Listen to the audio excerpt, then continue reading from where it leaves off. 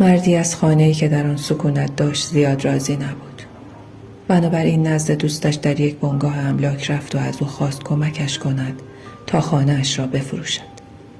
بعد از دوستش خواست تا برای بازدید خانه مراجعه کند. دوستش به خانه مرد آمد و بر مبنای مشاهداتش یک آگهی نوشت و آن را برای صاحب خانه خواند.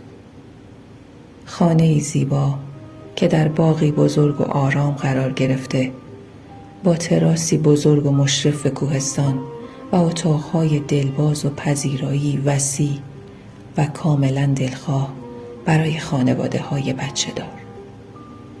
صاحب خانه گفت دوباره بخوان. مرد اطاعت کرد و متن آگهی را دوباره خواند و صاحب خانه گفت این خانه فروشی نیست. در تمام مدت عمرم میخواستم جایی داشته باشم مثل این خونه‌ای که تو تعریفشو کردی.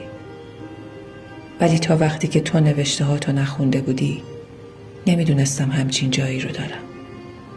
خیلی وقتها نعمتهایی رو در اختیار داریم که نمیبینیم چون به بودن با آنها عادت کردیم.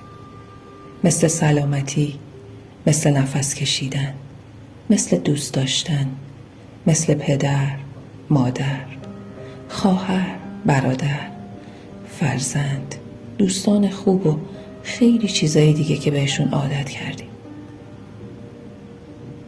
پس بیایید قدر زندگیتون رو بیشتر بدونید و خدا رو در همه حال شاکر باشید.